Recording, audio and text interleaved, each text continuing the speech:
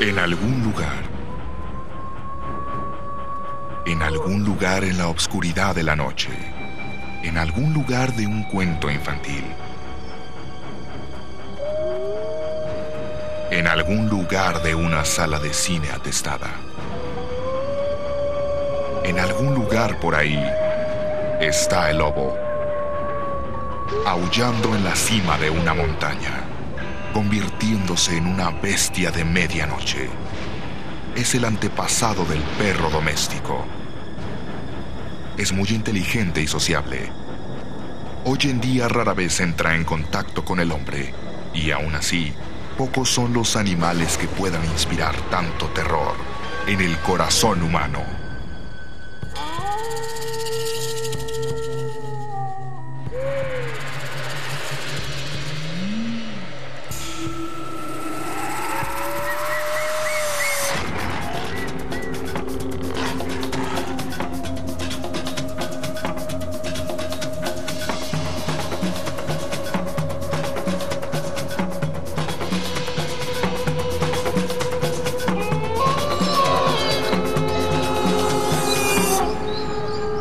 ¿Quién teme a el lobo feroz?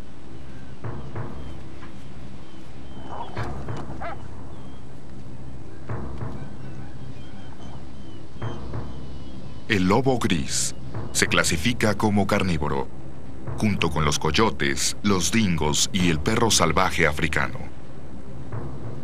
Y durante 3 millones de años existió en un mundo sin humanos. Lo hizo muy bien. Se extendió por todo el hemisferio norte y al sur hasta Yucatán, India y Arabia. Como todos los carnívoros, evolucionó como un animal en la cima de la cadena alimenticia, especializado en comer a otros animales. Y comerse a otros animales requiere cualidades. Un lobo puede correr a 50 kilómetros por hora, comer 8 kilos de carne de una sola vez, y luego no probar alimento en 3 días. Puede sobrevivir en temperaturas de 50 grados centígrados bajo cero y viajar 190 kilómetros en un día. Los lobos tienen el olfato 20 veces más agudo que el del hombre y su capacidad auditiva capta el doble de frecuencias. Y el lobo es extremadamente inteligente. Por sí solo, es una estupenda obra de desarrollo evolutivo, pero su principal ventaja es que casi nunca está solo. Los lobos viven y trabajan en manadas. Combinan sus talentos en una unidad capaz de matar a animales que ningún lobo podría matar individualmente. El caribú del norte de Canadá es más grande, fuerte y rápido que el lobo. Pero en manada, los lobos pueden rodearlos, aislar a un grupo y provocar su estampida. No atrapan a ninguno inmediatamente, pero esa no es su intención. Por ahora, solo los conducen. Los conducen hacia su terreno.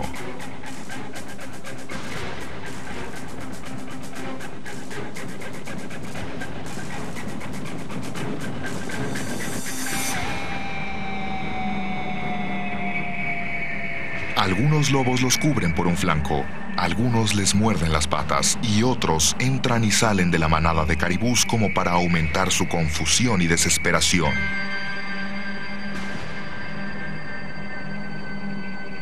Esto puede prolongarse por horas.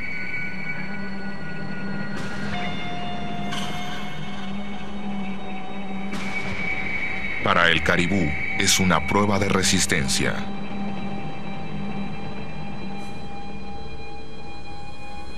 Y eso es todo lo que los lobos necesitan. Uno. El que falla. El más débil. Y entonces lo matan en equipo.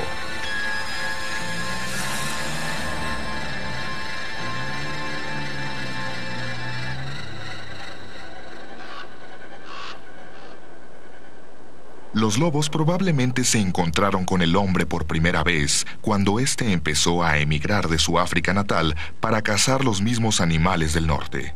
Esto no necesariamente implicó un conflicto. Los hombres y los lobos pueden haber cooperado alguna vez en la caza.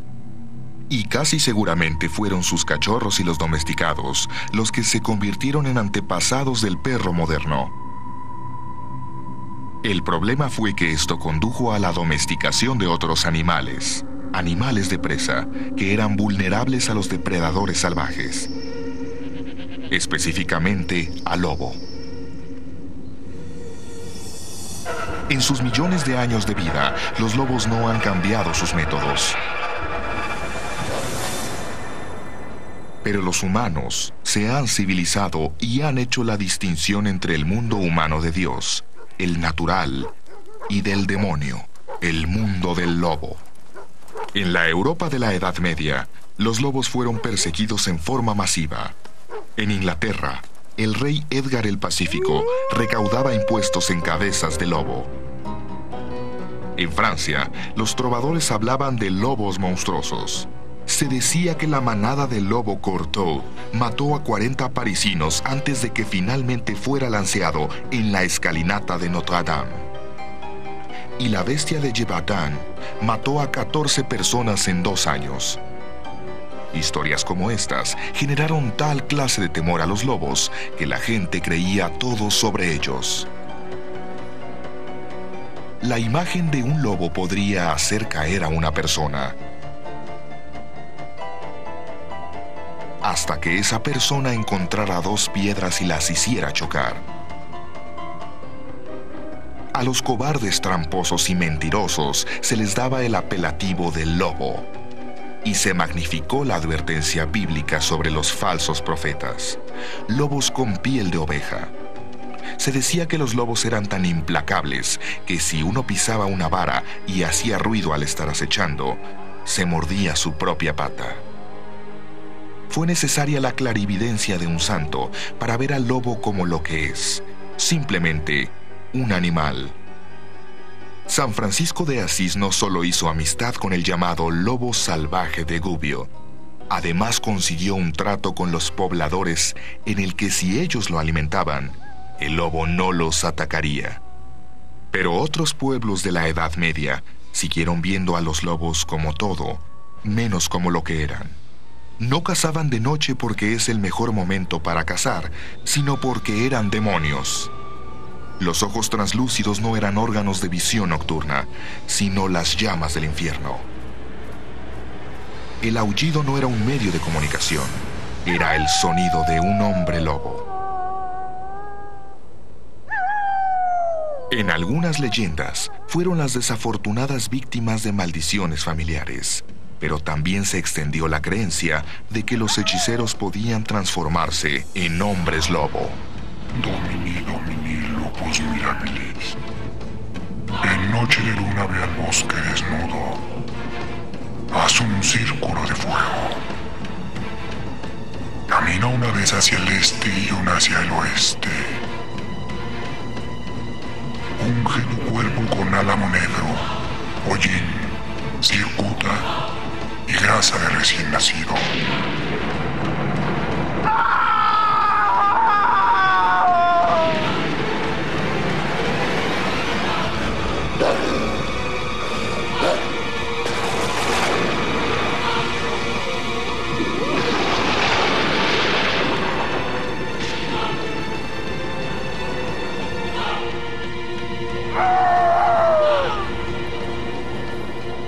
Se decía que los hombres lobo merodeaban toda la noche violando y asesinando en su camino, y en la mañana volvían a convertirse en humanos. Podía ser cualquier persona.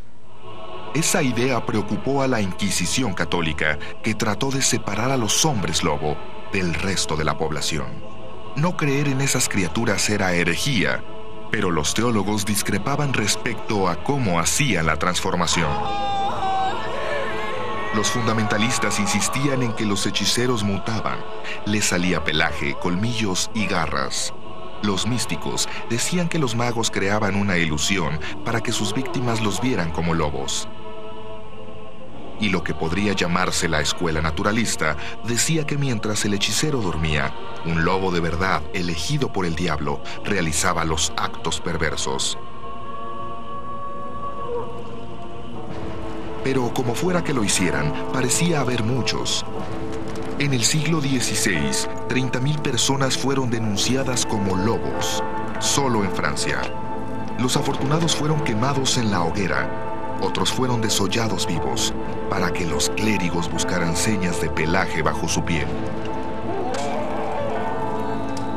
De hecho, hay una enfermedad llamada porfiria que podría explicar el mito del hombre lobo. El vello corporal de la víctima crece por secciones y a veces los labios se pudren y se descubre la dentadura en carne viva. Estos pacientes temen exponerse al sol, pues eso les produce llagas. Esto es fácilmente tratable hoy, pero en la Edad Media habría sido un boleto para la hoguera.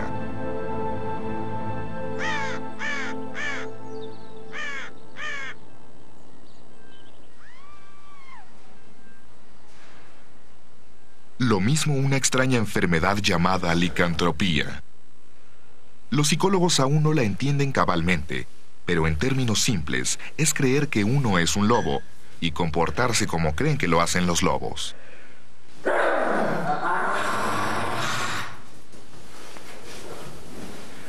Algunos solo lo hacen cuando hay luna llena, otros por periodos de varios meses.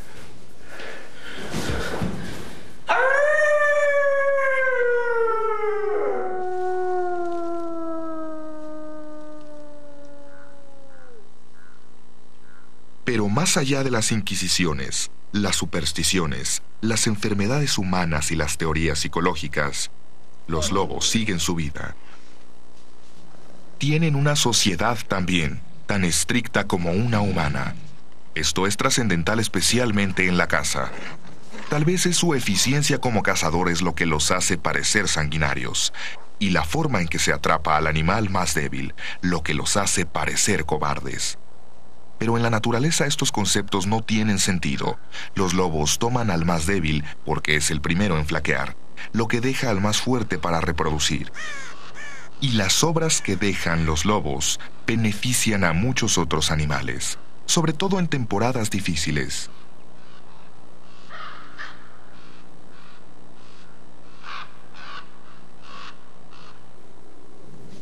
El sistema de organización de la manada es casi militar, con rangos, privilegios y deberes bien definidos.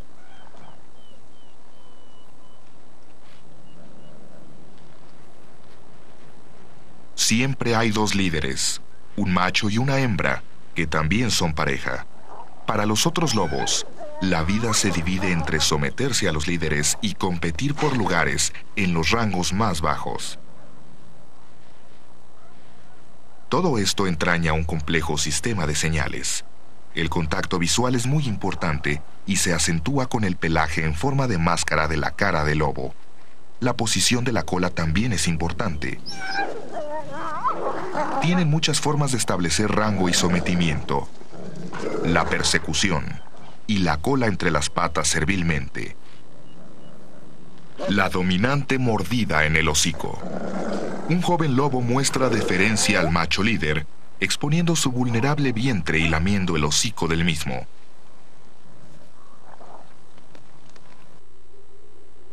Cada manada tiene su territorio, que puede extenderse de 36 a 360 millas cuadradas, dependiendo de cuántos animales de presa contenga, ya que representa mucho trabajo mantener alejadas a otras manadas.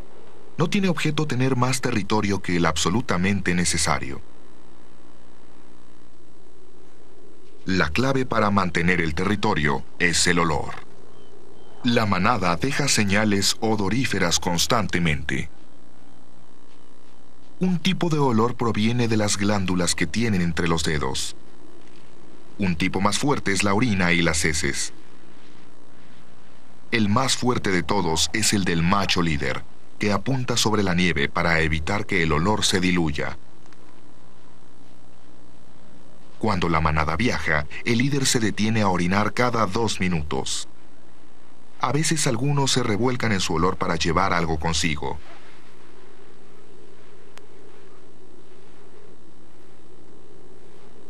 En conjunto, las marcas crean un sendero olfatorio que la manada residente puede seguir. Y es una cerca química que evita que otros lobos penetren. Si se pudieran dibujar líneas visibles sobre los olores, se vería como un mapa de carreteras. Pero el olor no es el único repelente. ¿Por qué esperar a que un intruso venga a oler si la señal puede esparcirse en un radio de 10 kilómetros?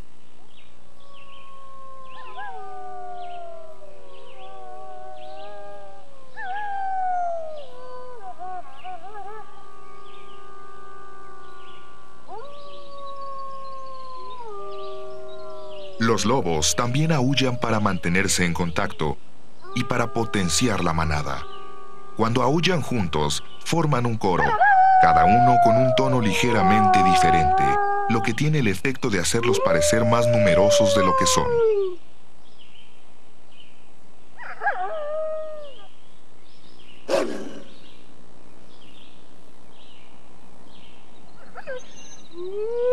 El aullido también es por solidaridad.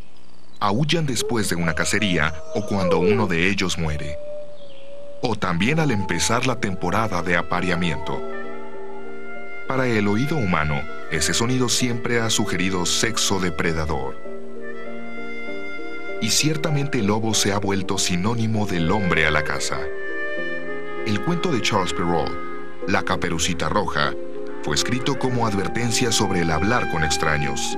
Cuidado, escribió, las jóvenes hermosas jamás deben hacer caso a un hombre que pase a su lado. Y si esto ocurre, no será extraño que el lobo se las coma. No todos los lobos son iguales. Los hay con aire afectuoso. Los hay que parecen mansos, nobles y agradables. En inglés existe la frase el silbido del lobo. En francés la expresión elle a vu le loup o ella ya vio al lobo significa que ha perdido su virginidad. Pero cuando se trata de sexo, los lobos de verdad son bastante mesurados. De hecho, de una manada de 15, solo a 2, el macho y la hembra líderes, se les permite aparearse. Y para ellos parece más una penosa obligación que un acto de abandono. Porque una vez que el pene es insertado se hincha, enganchándolos juntos por alrededor de media hora. Esto probablemente evolucionó como una forma de asegurar que ningún otro macho pueda preñar a la hembra hasta que su huevo esté fertilizado. Pero esto lleva a una cópula muy prolongada en una incómoda posición unidos por detrás por si tuvieran que defenderse.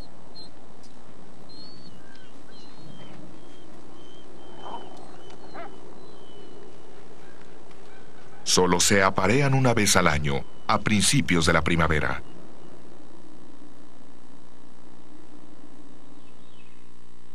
La gestación dura 2 meses.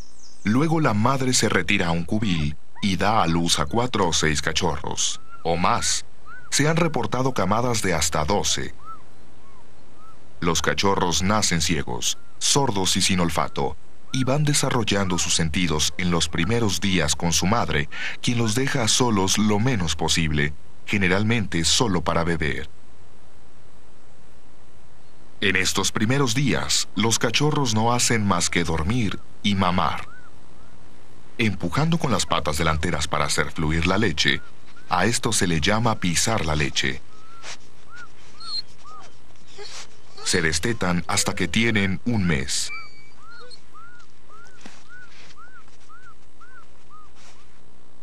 Y mientras, los otros lobos se acercan a ayudar, ya que según las reglas de la manada, a ellos no se les permite reproducirse.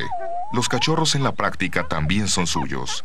Los machos ayudan con entusiasmo, y algunas hembras tienen embarazos psicológicos para poder convertirse en nodrizas. Los lobos a menudo usan el mismo cubil año tras año, aunque pueden verse obligados a mudarse por infestación de pulgas. Es en este tipo de refugios donde se dice que se han criado humanos. Los más famosos han sido Rómulo y Remo. Abandonados por su madre, fueron criados por una loba. Y no fue tan malo. Llegaron a fundar Roma y una cultura que conquistó a la mitad del mundo conocido. Eso solo es un mito útil basado en el lobo, que representa el dios de la guerra, el patrono de Roma. Pero ha habido otras historias de niños lobo y sus narradores insisten en que son verdad. Muchas de estas se originan en la India. Tal vez el informe más conocido es el de una aldea cercana a Calcuta que llegó a los encabezados de todo el mundo. Un personaje prominente en esa aldea era el reverendo J.A.L. Singh, un sacerdote anglicano que fundó un orfanato y viajaba mucho para hacer su trabajo misionero. Durante uno de esos viajes, pasó por otra aldea cuyos residentes decían que ahí rondaba un grupo de fantasmas que vivía en un montículo de termitas cercano. Al investigar, él descubrió que los fantasmas en realidad eran lobos. Encontró 2 cachorros en un cubil. Pero eso no fue todo. También había 2 niñas. Singh las llevó a su orfanato y fueron bautizadas, Amala y Kamala. Casi de inmediato ambas se enfermaron, y en un año la más pequeña, Amala, murió. Kamala vivió en el orfanato otros 9 años. Según los diarios de Singh, era una niña solitaria que no hacía esfuerzos por hablar y prefería la compañía de los perros a la de los niños. Actuaba como un lobo, aullaba, caminaba en 4 patas y comía carne cruda. Cuando se divulgó la historia, hubo mucho escepticismo. Singh fue acusado de mentir para conseguir donaciones. Pero Singh nunca se rindió. Siguió intentando enseñar a hablar a Kamala y a caminar erguida. Luego, en 1929 murió de intoxicación urémica, una enfermedad causada por la ingestión de carne cruda. 13 años después, los diarios de Singh fueron publicados. Pero para entonces, él había muerto también, llevándose sus secretos a la tumba.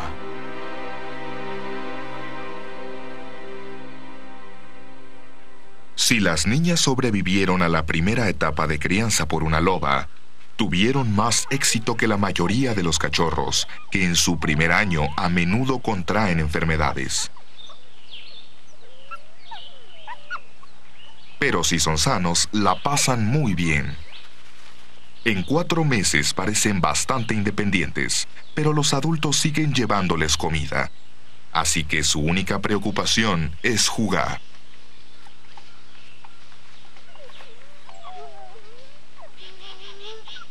Y el juego es algo bastante serio en su forma de descubrir el mundo. Y cuando se trata de simulacros de pelea, establece el modelo de dominio y sumisión que van a seguir el resto de su vida. Algunos tendrán que ser especialmente buenos en eso, porque un día tendrán que dejar esta manada y conseguir un lugar en otra. Así es como los lobos esparcen sus genes. Pero por ahora, todo lo que tienen que hacer es estar un poco alerta a los peligros de las águilas, los gatos monteses y los osos. Si un oso encuentra un cubil de lobo, generalmente mata a los cachorros. Si puede, los lobos atacan a cualquier oso que ande cerca del cubil. El oso casi nunca es lastimado, solo se retira cuando se cansa de pelear.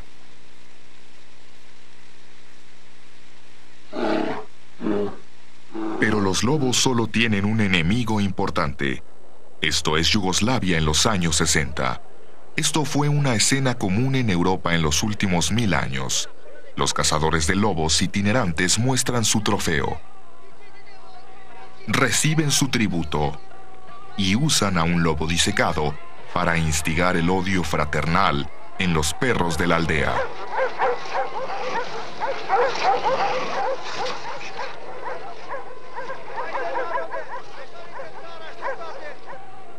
Luego se van a otra casa y a otra aldea. Durante cientos de años, los europeos han odiado al lobo, acusándolo desde ser el diablo hasta asesino de ganado. Y en el siglo XVI, cuando empezaron a establecerse en Norteamérica, llevaron consigo sus prejuicios y su ganado a un lugar donde el lobo abundaba. Por no hablar del animal al que los nativos de Norteamérica llaman el hermano menor del lobo, el coyote.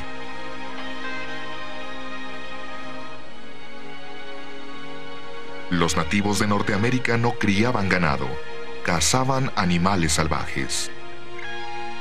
Y no dividían el mundo entre humanidad y naturaleza. Lo veían como un solo lugar.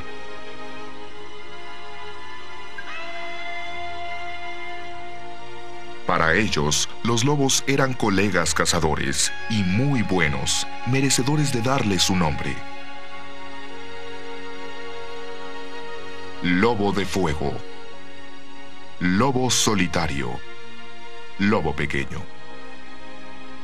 Sus mitos sobre el lobo no eran como los europeos. Las tribus de la costa noroccidental, por ejemplo, afirmaban ser descendientes de animales. Para el pueblo Taltanquinta había dos líneas de ascendencia, una del lobo y una del cuervo.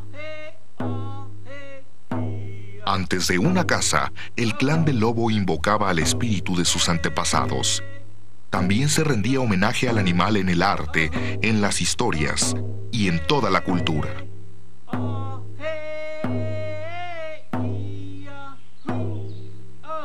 Los Taltanquinta veían a los lobos como modelo, inteligentes, fuertes, rastreadores superiores, con un profundo conocimiento del territorio.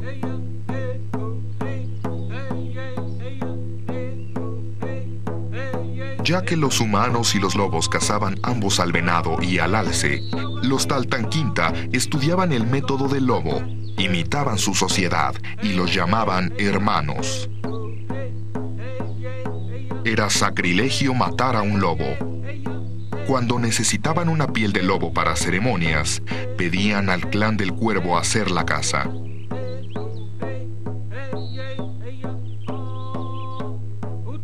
Cuando la tribu Pawnee cazaba bisontes, sus exploradores usaban pieles de lobo por la magia que supuestamente ofrecían y como disfraz. Los Taltanquinta no eran los únicos que veían la caza del lobo como sacrilegio. Los Cherokee creían que ese acto provocaba una venganza por parte de otros lobos. Muchas tribus decían que matar lobos alejaba las presas y que si alguna vez tenía que matarse a un lobo por alguna razón, el arma tenía que ser limpiada en un ritual.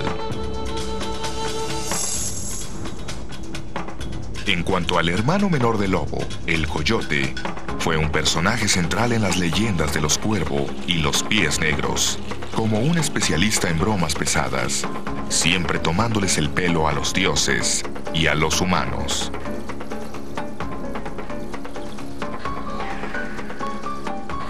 Pero en una leyenda el coyote trae el fuego a los humanos, robándolo a los dioses por supuesto, y riéndose de ellos, para luego desaparecer en el bosque.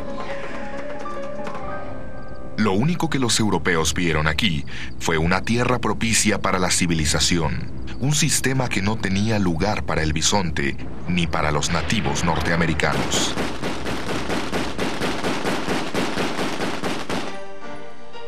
En el salvaje oeste, matar lobos era una profesión y bien pagada. La única inversión eran unos cuantos sabuesos y un buen rifle. Y aún eso era demasiado gasto. También estaban el veneno o la trampa.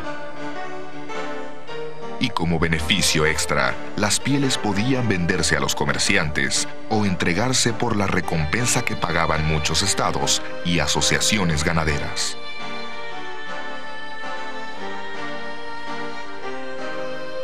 Entre 1883 y 1918, se mataron 81,000 lobos, solo en el estado de Montana. Para los 40, no quedaba un solo lobo en todo Estados Unidos. En la Unión Soviética, por la misma época, las autoridades trataban de hacer lo mismo. Según la propaganda estalinista, los lobos eran traidores que podían obstaculizar los grandes planes de expansión agrícola. Se echó a andar un programa de erradicación apoyado por los ciudadanos para matar lobos en nombre de la nación.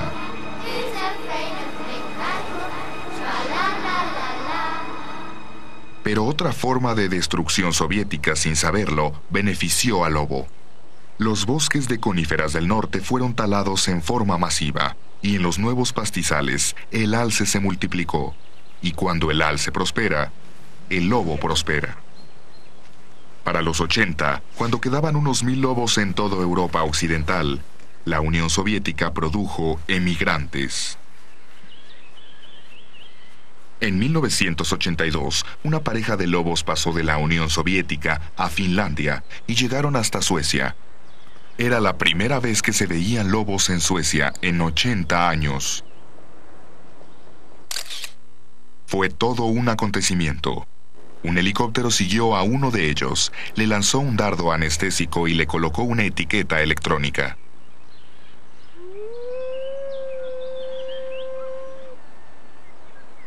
Los lobos fueron vigilados, protegidos por la ley y se les permitió reproducirse. El problema llegó cuando uno de sus proles se aventuró a cruzar la frontera hacia Noruega, donde algunos granjeros dieron un salto hacia atrás hasta la Edad Media. Dijeron que todos los niños noruegos estaban a punto de ser comidos vivos.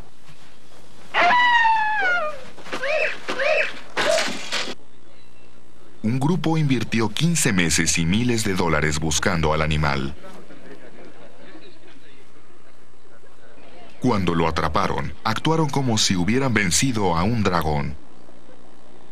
Mostraron el cadáver a las cámaras y le midieron la quijada para confirmar que era más grande que la de un perro alsaciano. En el siguiente año, un granjero sueco mató a la hembra de la pareja original. Y si alguna vez esperó gloria, lo que obtuvo fue el rechazo público, y lo declararon culpable de violar las leyes de protección silvestre suecas. En los años siguientes se mataron otros lobos, algunos atropellados intencionalmente. Pero en los años de ausencia de lobo, algo cambió. La mayoría de los escandinavos condenó esto. Miraban a los animales y veían que los lobos son simplemente perros. Y los perros son lobos. Sus antepasados y los nuestros iniciaron esa relación hace unos 12.000 años.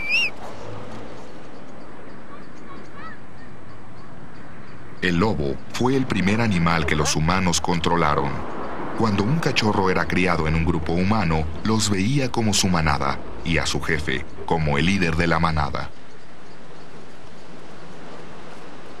Los humanos alentaban esta actitud permitiendo aparearse solo a los perros más dóciles.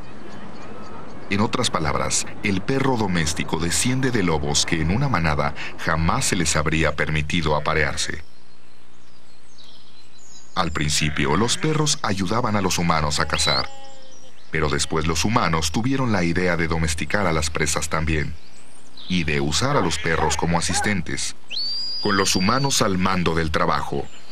Un perro ovejero sigue usando su habilidad para conducir animales, pero no para matar a las ovejas, solo para controlarlas. Otra función del perro ovejero es proteger al rebaño de los lobos y de perros domésticos que se han vuelto salvajes.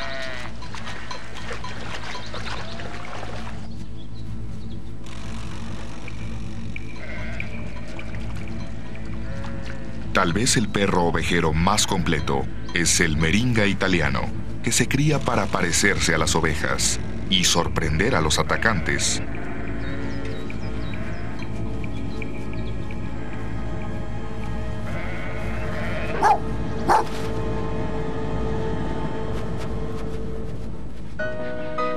Hoy en día, estos lobos están por todas partes. El declive del lobo salvaje ha sido proporcional al auge del domesticado. Solo en Europa hay unos 13 millones de perros domésticos. Algunos todavía se parecen un poco al lobo.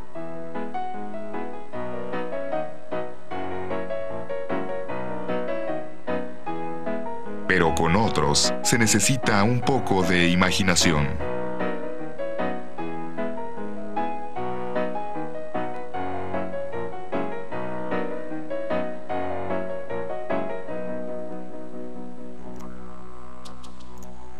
En Australia existe un perro salvaje que probablemente desciende del doméstico. Los aborígenes del norte los llevaron al continente, y los nativos australianos y los dingos siguen teniendo una relación amistosa, compartiendo su calor en las noches del desierto.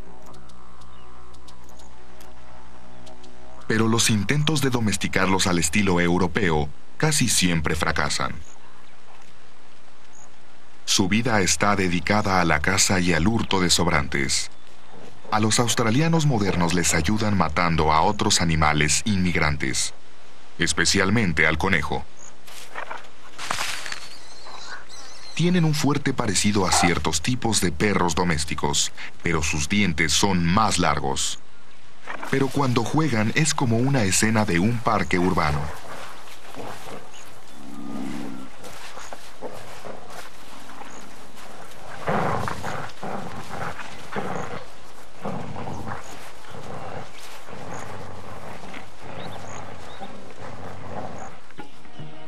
En el sur de Asia hay un perro salvaje que se parece al dingo y está emparentado con él, el dhole. Se extiende por la India e Indochina. Estos perros viven en manadas de alrededor de una docena y comparten un solo cubil espacioso. Una hembra cría y generalmente dirige a la manada. Los otros perros cazan mientras ella cuida a los cachorros.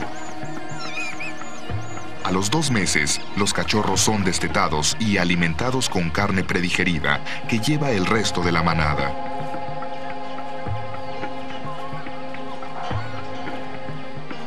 Los dholes cazan de noche después de una ceremonia preliminar en el que los perros de bajo rango ruegan al macho líder que les dé permiso de cazar.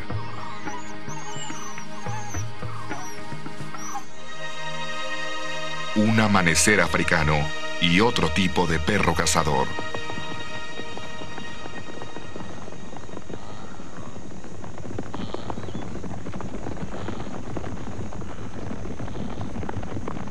Los perros cazadores africanos son los perros que encontraron primero los humanos que evolucionaron en estas planicies. Al perseguir a su presa, usan la técnica común del perro, la tenacidad, para lograr derribar a animales más grandes. Son más pequeños que los dholes, pero operan en manadas más grandes de hasta 500 veces, o al menos así lo hacían. Han sido tan perseguidos que ahora las manadas no pasan de 30. Su declive coincide con la llegada a África de la agricultura europea, y aunque ahora tienen protección legal contra los granjeros, los siguen matando. Ya se han extinguido en 20 países, donde una vez prosperaron, y están en peligro de extinción definitiva. Pero hay perros en el mundo que parecen ajenos a la persecución humana. En Norteamérica, los coyotes pueden vivir bien robando y comiendo sobras.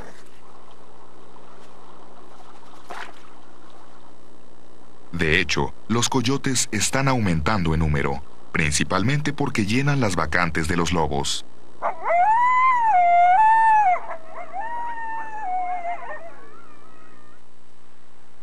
Pero también porque son más tranquilos que los lobos.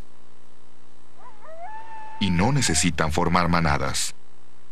Pueden hacerlo, pero no lo necesitan. Y a pesar de ser acosados tan persistentemente como los lobos, no solo no temen a la gente, como los mapaches y los zorros, pueden vivir en la ciudad. Incluso hacen amistad con algunas personas. Pero su prosperidad se debe principalmente por no tener un sistema de manada. Por una parte, es más fácil para un cazador acabar con una unidad colectiva que con 8 o 10 astutos coyotes. El bromista sigue riendo al último, mientras su hermano mayor es alejado cada vez más hacia el norte. Pero al menos en algunas partes del mundo, el lobo es afortunado respecto a sus vecinos humanos. Los Inuit siguen considerando al lobo una parte importante de su mundo.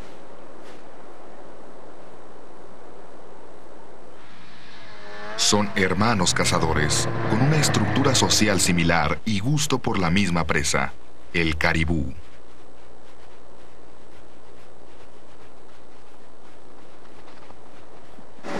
Cazan caribú desde los trineos motorizados y los matan con rifles, pero les tienen un gran respeto.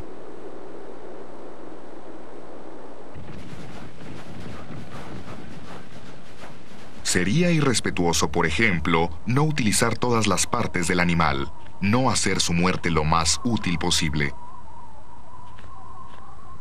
Pero hay de tradiciones a tradiciones, y para los lobos y otros perros salvajes, la naturaleza de las tradiciones en su área es cuestión de azar. Esto es Uttar Pradesh, India. Gente de ganado con tradiciones ganaderas y los problemas usuales del ganado. Sus animales se han comido gran parte de la vegetación que alimentaba al venado, la presa del dhoul.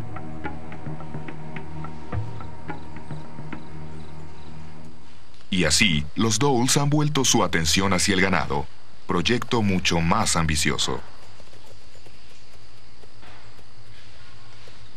Los dhouls pueden rodear al ganado, pero tratar de derribar a una vaca sería un acto de desesperación.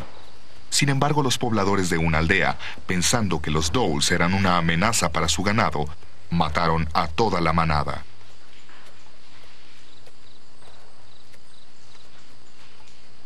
Y en los 6 meses siguientes, se han perdido 13 niños en la aldea. La gente está convencida de que el causante es un lobo. Un niño muestra a la prensa marcas de mordidas.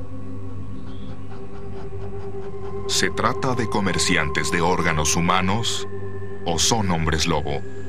3 extraños en un jeep son asesinados a golpes por una chusma. Se llama al ejército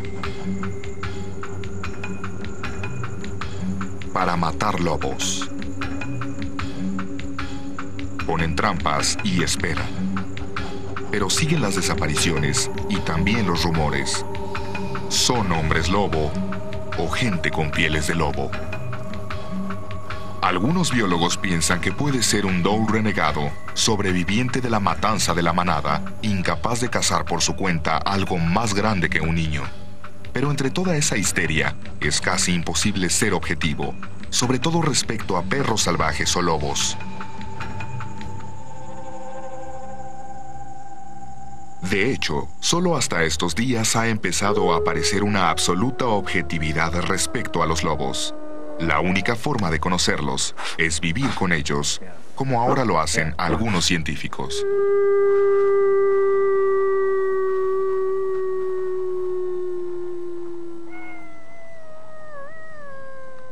Y por supuesto, lo que han descubierto es a un animal que no tiene nada que ver con sus descripciones, y con mucho parecido a un noble perro doméstico. Solo que más inteligente que la mayoría de los perros. Y lleno de curiosidad. Algunos viven en lugares tan remotos que nunca han visto a un ser humano. Pero cuando los ven, no descuartizan a nadie, ni siquiera los amenazan. Solo dejan a los científicos hacer sus descubrimientos. Como el hecho de que los lobos demasiado viejos para cazar reciben una especie de pensión. Los lobos jóvenes les llevan carne de las cacerías.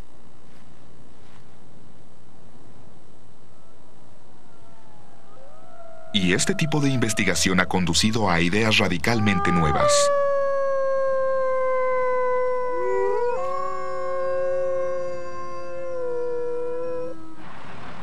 Yellowstone, un lugar donde la gente puede ir y ver Norteamérica como era antes de que la civilización europea la cambiara por completo.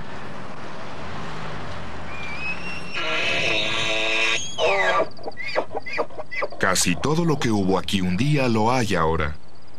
Casi. Aquí no había lobos, por ejemplo. En los ranchos que rodean al parque, esa ausencia parecía algo muy bueno. Por eso, en 1980, cuando los conservacionistas empezaron a hablar del regreso del lobo a Yellowstone, los rancheros se horrorizaron. Ellos seguían empeñados en erradicar al coyote.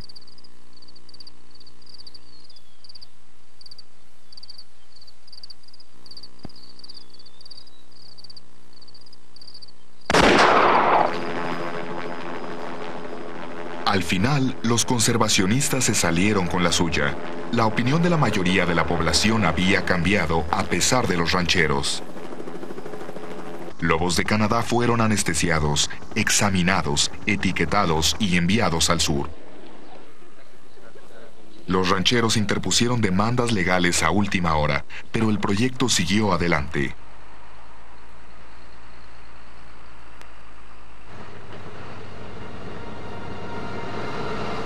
Un convoy de alta seguridad cruzó el umbral de la Norteamérica original.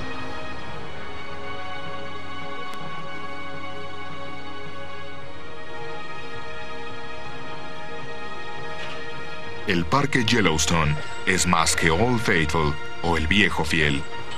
Tiene un vasto interior casi nunca visitado, sin carreteras ni ningún otro desarrollo humano. Ahí se llevó a los lobos. Para los rancheros, estos animales tal vez representaban una presencia siniestra, esperando ser liberados para ir directamente hacia sus vacas. Pero los lobos también tenían sus pesadillas. De pronto se vieron rodeados de gente. Cuando llegó la hora de sacarlos de las jaulas, no querían salir, y menos por la puerta donde estaban los humanos. Los guardabosques tuvieron que hacer un agujero en la cerca. Pero al final salieron y comenzaron a poblar Yellowstone de nuevo. En el primer año no hubo ningún ataque al ganado. Solo 3 lobos cazados ilegalmente y nacieron 9 cachorros. Un antiguo proceso finalmente revertido. Los lobos volvieron a su mundo.